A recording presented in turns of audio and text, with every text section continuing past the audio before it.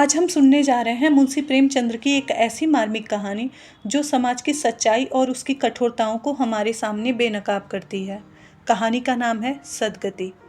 यह केवल एक गरीब दलित की कहानी नहीं है, बल्कि हमारी सामाजिक व्यवस्था की उन कड़वी हकीकतों का आईना है, जहाँ इंसान की मेहनत, उसका दर्द, यहाँ तक कि उसकी मौत तक को जाति और ऊंच नीच की तराजी पर तौला जाता है। तो आइए सुनते हैं मुंशी प्रेमचंद्र की अमर रचना सदगति, जो हमें यह सोचने पर मजबूर कर देती है कि क्या सचमुच यही इंसानियत है और क्या यही है सदगति। दुखी चमार द्वार पर झाड़ू लगा रहा था और उसकी पत्नी झुरिया घर को गोबर से लीप रही थी।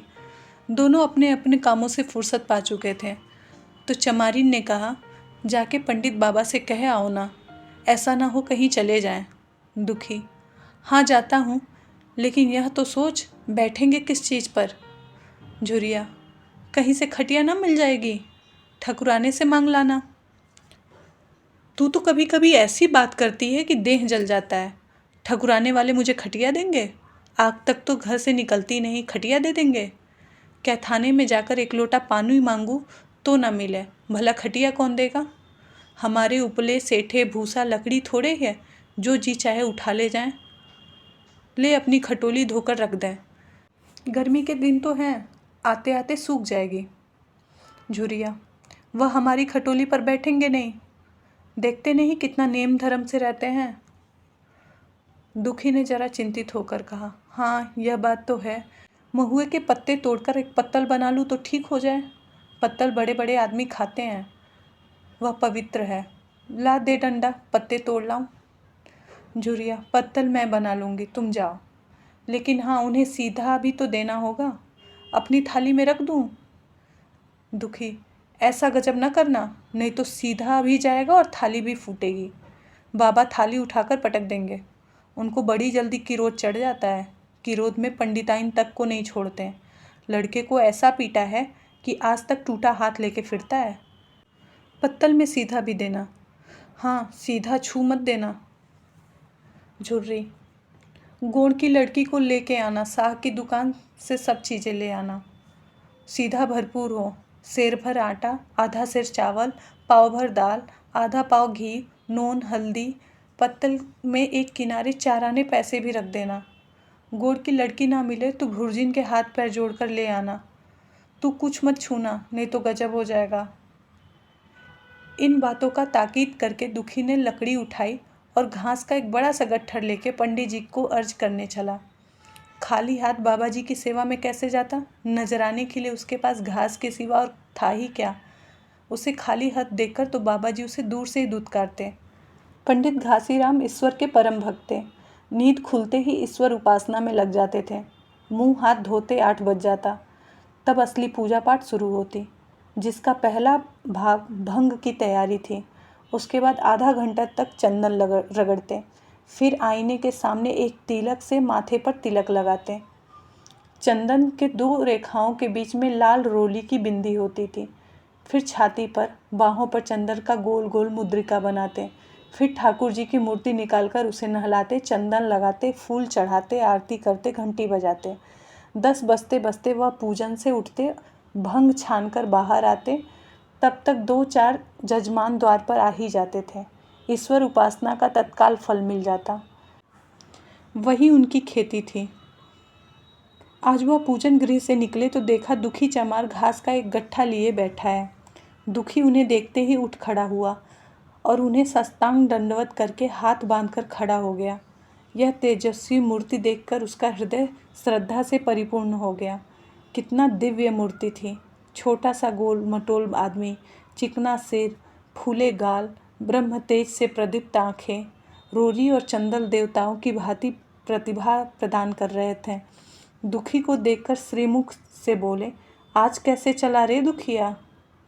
दुखी ने सिर झुकाकर कहा, बिटिया की सगाई कर रहा हूँ महाराज, कुछ साइत सगुन विचारना है, कब मर्जी होगी? घासी, आज मुझे छुट्टी नहीं है, हाँ साँझ तक आ जाऊँगा। दुखी, नहीं महाराज, जल्दी मर्जी हो जा, सब सामान ठीक कर आया हूँ। यह घास कहाँ रख दूँ? घासी, इस गाय के सामने डाल दे और जरा झाड़ू लेकर द्वार तो साफ कर दे। यह बैठक कई दिन से लीपी नहीं गई है, उसे भी गोबर से लीप दे। तब तक मैं भोजन कर लूँ, फिर जरा आराम करके चलूँगा। हाँ, एक लकड़ी भी चीर देना। खलिहान में 4 खांची भूसा पड़ा है, उसे भी उठा लाना, भुसौली में रख देना। दुखी फौरन हुक्म की तामील करने लगा। द्वार पर झाड़ू लगाई, बैठक को गोबर से लीपा। तब 12 बज गए। पंडित जी भोजन करने चले गए। दुखी ने सुबह से कुछ नहीं खाया था। उसे भी जोर की भूख लगी थी, पर वहाँ खाने को क्या धरा था। घर यहाँ से मील भर था, वहाँ खाने चला जाए तो पंडित जी बिगड़ जाएंगे। बेचारे ने भूख दबाई और लकड़ी फाड़ने लगा। लकड़ी की मोटी मोटी गांठ थी, जिससे पहले ही कितने ही भक्तों ने अपना जोर आजमा लिया था। वह उसी दमखम के साथ लोहे से लोहा लेने के लिए तैयार थी। दुखी घास छिलकर बाजार ले जाता था। लकड़ी चीरने का उसे अभ्यास न था। घास उसके खुरपे के सामने सिर झुका देती थी। यहाँ कस कस के कुल्हाड़ी को भरपूर हाथ लगाता, पर उस गांठ पर निशान तक न पड़ता। कुल्हाड़ी उचट गई। पसीने से तर था, हांफता था, थक कर बैठ जाता, फिर उठता। हाथ उठाए न उठते, पाँव काँप रहे थे, कमर सीधी न होती, आंखों तले अंधेरा हो रहा था, सिर में चक्कर आ रहे थे, तितलियाँ उड़ रही थी। फिर भी उसने अपना काम किया। अगर एक चिलम तंबाकू पीने को मिल जाती तो शायद कुछ ताकत आ जाती। उसने सोचा, यहाँ चिलम और तंबाकू कहाँ मिलेगा। ब्राह्मणों का पूरा है। ब्राह्मण लोग हम नीच जातों की तरह तंबाकू थोड़े पीते हैं। सहसा उसे याद आया कि गांव में एक गोंड भी रहता है, उसके यहाँ जरूर चिलम तंबाकू होगा। तुरंत उसके घर दौड़ा। खैर, मेहनत सफल हुई। उसने तंबाकू भी दी और चिलम भी दी, पर वहाँ आग न थी। दुखी ने कहा, आग की चिंता न करो भाई, मैं जाता हूँ, पंडित के घर से आग मांग लूँगा। वहाँ पर कोई रसोई बन रही थी।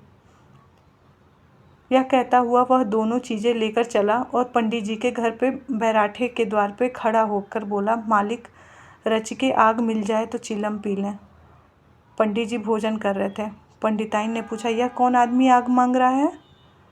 पंडित, अरे वह ससुरा दुखिया चमार है। कहा है थोड़ी सी लकड़ी चीर दे। आग तो है, दे दो। पंडिताइन ने भवें चढ़ाकर कहा, तुमसे तो जैसे पोथी पत्रों के फेर में धर्म कर्म किसी बात की सुध ही नहीं रहती। चमार हो, धोबी हो, पासी हो, मुंह उठाए घर में चला आए। हिंदू का घर न हुआ सराय हुआ। कह दो दाढ़ीदार से चला जाए, नहीं तो इस लुहाटे से उसका मुंह झुलसा दूंगी। आग मांगने चले हैं। पंडित जी ने उसे समझाकर कहा, भीतर आ गया है तो क्या हुआ, तुम्हारी कोई चीज़ तो नहीं छुई। धरती पवित्र है, जरा सी आग क्यों नहीं दे देती। काम तो हमारा ही कर रहा है ना। कोई लोनिया यह लकड़ी फाड़ता तो कम से कम 4 आने देता। पंडिताइन ने गरज कर कहा, वह घर में आया क्यों? पंडित ने हार कर कहा, ससुरे का अभाग था, और क्या। पंडिताइन, अच्छा, इस बखत तो आग दिए देती हूँ, लेकिन फिर जो इस तरह घर में आया तो उसका मुंह ही जला दूंगी। दुखी के कानों में इन बातों की भनक पड़ रही थी। पछता रहा था, नाहक आया। सच तो कहती है, पंडित के घर में चमार कैसे चला जाए।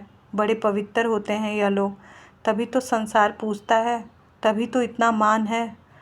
भर चमार थोड़ी हैं। इसी गांव में बूढ़ा हो गया, मगर तुझे इतनी अकल नहीं आई। इसलिए जब पंडिताइन आग लेकर निकली तो वह मानो स्वर्ग का वरदान पा गया। दोनों हाथें जोड़कर जमीन पर माथा टेकता हुआ बोला, पंडिताइन माता, मुझसे बड़ी भूल हुई कि घर में चला आया। चमार की अकल तो ठहरी, इतने मूर्ख ना होते तो लात क्यों खाते। पंडिताइन चिमटे से पकड़कर आग लाई थी।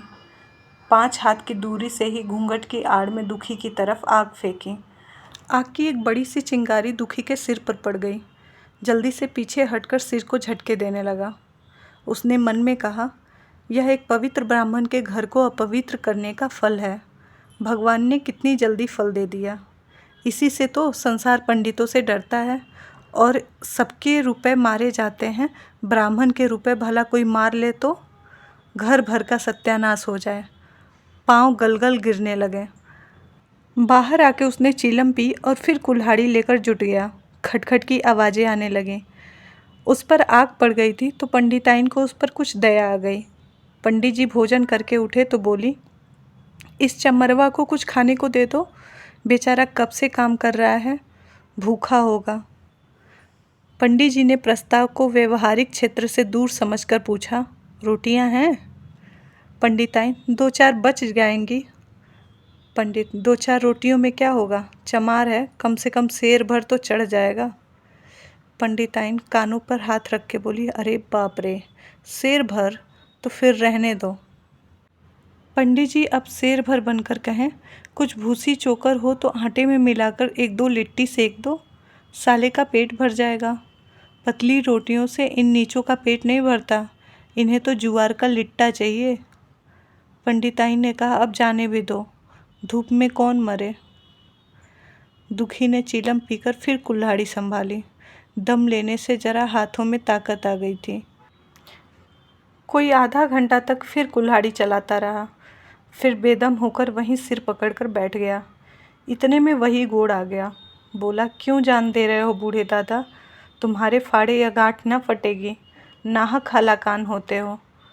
दुखी ने माथे से पसीना पोंछकर कहा, अभी आधी गाड़ी भूसा ढोना है भाई।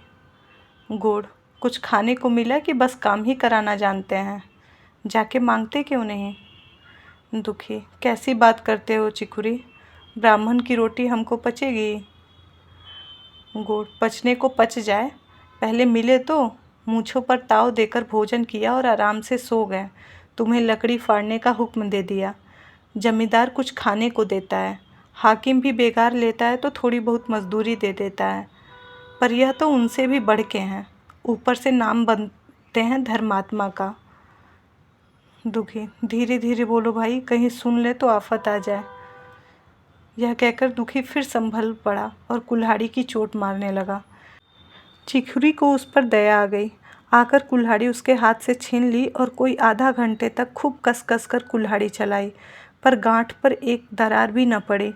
तब उसने कुल्हाड़ी फेंक दी और यह कहकर चला गया कि तुम्हारे फाड़े न फटेगी, जान भले निकल जाए।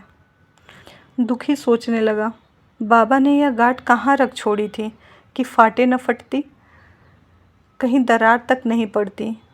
मैं कब तक इसे चिरता रहूँगा, अभी घर पर 100 काम है, कार परोजन का घर है, एक न एक चीज़ घटती रहती है, पर इन्हें इसकी क्या चिंता। चलूँ, जब तक भूसा ही उठा लाऊं, कह दूंगा बाबा आज तो लकड़ी नहीं फटी, कल आकर फाड़ दूंगा। उसने झउआ उठाया और भूसा ढोने लगा। खलियान यहाँ से 2 फरलांग से कम न था। अगर झउआ खूब भर भर कर लाता तो काम जल्दी ख़त्म हो जाता, फिर झउआ को उठाता कौन, अकेले भरा हुआ झउआ उससे न उठ सकता, इसलिए थोड़ा थोड़ा लाता था।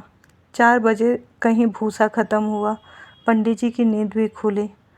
मुंह हाथ धोया, पान खाया और बाहर निकले। देखा तो दुखी झउआ सिर पर रखे सो रहा था। जोर से बोले, अरे दुखिया, तू सो रहा है, लकड़ी तो अभी ज्यों की त्यों पड़ी हुई है, इतनी देर तक तू कर क्या रहा था, मुट्ठी भर भूसा ढोने के लिए संझा कर दिया।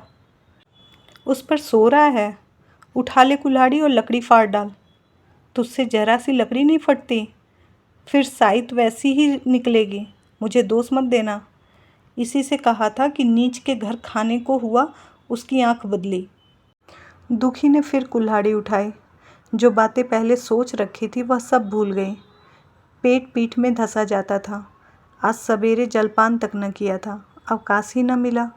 उठना ही पहाड़ मालूम होता था, जी डूबता जाता था, पर दिल को समझा कर उठा। पंडित हैं, कहीं साइट ठीक न विचारे तो सत्यानाश ही हो जाए, जभी तो संसार इतना मान है। साइट का ही तो सब खेल है, जिसे चाहे बिगाड़ दे। पंडित जी गांठ के पास आकर खड़े हो गए और बढ़ावा देने लगे। हाँ, मार कसके, और मार कसके, अबे जोर से मार, तेरे हाथ में तो दम ही नहीं है, लगा कसके, खड़ा सोचने क्या लगता है। हाँ, बस फटना ही चाहती है, दे उसी दरार में। दुखी अपने होश में ना था, न जाने कौन सी गुप्त शक्ति उसके हाथों को चला रही थी। वह थकान, भूख, कमजोरी सब मानो भाग गई। उसे अपने बाहुबल पर स्वयं आश्चर्य हो रहा था। एक एक चोट वज्र की तरह पड़ रही थी। आधा घंटे तक वह उसी उन्माद की दशा में हाथ चलाता रहा, यहाँ तक कि लकड़ी बीच से फट गई और दुखी के हाथ से कुल्हाड़ी टूटकर गिर पड़ी। उसके साथ ही वह भी चक्कर खा के गिर पड़ा। भूखा प्यासा थका हुआ शरीर जवाब दे गया। पंडित जी ने पुकारा, उठ के 2-4 हाथ और लगा दे, पतली पतली चैलियाँ हो जाएंगी। दुखी न उठा। पंडित ने अब उसे दिक करना उचित न समझा। भीतर जाकर बूटी छानी, शौच गए, स्नान किया, पंडिताई बाना पहनकर बाहर निकले। दुखी अभी तक वहीं पड़ा हुआ था। जोर से पुकारा, अरे क्या पड़े ही रहोगे दुखी? चलो, तुम्हारे ही घर चल रहे हैं। दुखी फिर न उठा। अब पंडित को कुछ शंका हुई। पास जाकर देखा तो दुखी अकड़ा पड़ा हुआ है। बदहवास होकर भागने लगे। पंडिताइन से बोले, दुखिया जैसे मर गया। पंडिताइन हकबकाकर बोली, वह तो अभी लकड़ी चीर रहा था ना? पंडित, हाँ, लकड़ी चीरते चीरते मर गया। अब क्या होगा? पंडिताइन ने शांत होकर कहा, होगा क्या? चमरैनों को कहला भेजो, मुर्दा उठा ले जाएं। एक क्षण में गांव में खबर फैल गई। पूरे में ब्राह्मणों की ही बस्ती थी। केवल एक घर गोंड का था। लोगों ने इधर का रास्ता छोड़ दिया। कुएं का रास्ता उधर से ही था। पानी कैसे भरा जाए? चमार की लाश के पास से होकर पानी भरने कौन आए? एक बुढ़िया ने पंडित जी से कहा, अब मुर्दा फेंकवाते क्यों नहीं? कोई गांव में पानी पिएगा या नहीं? इधर गौंड ने चमरैने में जाकर सबसे कह दिया, खबरदार, मुर्दा उठाने मत जाना, अभी पुलिस की तहकीकात होगी। दिल लगी है कि एक गरीब की जान ले ली। पंडित होंगे तो अपने घर के होंगे, लाश उठवाओगे तो तुम भी पकड़ में आ जाओगे। उसके बाद पंडित जी पहुँचे, पर चमरैने का कोई आदमी लाश उठाने के लिए तैयार न हुआ। हाँ, दुखी की स्त्री और कन्या दोनों हाय हाय करती हुई चली और पंडित जी के द्वार पर आकर सिर पटक पटक कर रोने लगी। उनके साथ 10-5 और चमरीनें थीं। कोई रोती थी, कोई समझाती थी, पर चमार एक भी न था। पंडित जी ने चमारों को बहुत धमकाया, समझाया, मिन्नत की, पर चमारों के दिल पर पुलिस का रौब छाया हुआ था। एक भी न मिनका। आखिर निराश ही लौट आए। आधी रात तक रोना पीटना जारी रहा। देवताओं का सोना मुश्किल हो गया, पर लाश उठाने कोई चमार न आया। और ब्राह्मण चमार की लाश कैसे उठाते? भला ऐसा किसी शास्त्र पुराण में लिखा है? कहीं लिखा हो तो दिखा दें। पंडिताइन ने झुंझला कर कहा, इन डाइनों ने तो खोपड़ी चाट डाली, सभी का गला नहीं पकता। पंडित ने कहा, रोने दो चुड़ैलों को, कब तक रोएंगी? जीता था तो कोई बात न पूछता था, मर गया तो कोलाहल मचाने के लिए सबकी सब आ पहुँचे। पंडिताइन, चमार का रोना मनहूस है। पंडित, हाँ, बहुत मनहूस। पंडिताइन, अभी से दुर्गंध उठने लगे। पंडित, चमार था ससुरा की नहीं, साद आसाद किसी का विचार है इन सबों को? पंडिताइन, इन सबों को घिन भी नहीं लगती। पंडित, भ्रष्ट हैं सब। रात तो किसी तरह कटी, मगर सवेरे भी कोई चमार न आया। चमारीने भी रो पीट कर चली गई। दुर्गंध कुछ दूर फैलने लगी। पंडित जी ने एक रस्सी निकाली, उसका फंदा बनाकर मुर्दे के पैर में डाला और फंदे को खींच कर कस दिया। अभी कुछ कुछ धुंधलका था। पंडित जी ने रस्सी पकड़कर लाश को घसीटना शुरू किया और गांव के बाहर घसीट के लाए। वहां आकर तुरंत स्नान किया, दुर्गा पाठ और गंगाजल भी छिड़का। उधर दुखी के लाश को खेत में गीदड़, गिद्ध, कुत्ते और कौवे नोचकर खा रहे थे। यही जीवन प्रयत्न की भक्ति, सेवा और निष्ठा का पुरस्कार था। कहानी यहीं समाप्त होती है। यह रचना हमें बार बार याद दिलाती है कि असली धर्म इंसानियत है, न कि ऊंच नीच का भेदभाव।